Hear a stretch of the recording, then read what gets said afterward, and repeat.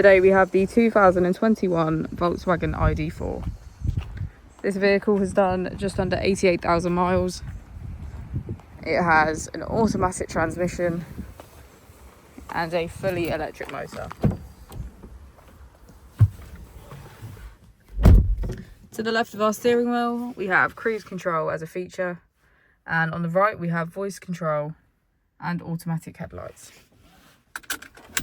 Moving on to our screen, we can access our charging, smartphone integration, radio and media, app connect, navigation and our vehicle settings.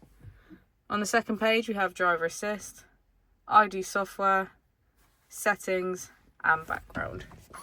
If we put the vehicle into reverse, we can see that it comes with a parking camera with front and rear parking sensors. Just below our screen we can get quick access to our driving modes, assist, climate control and menu.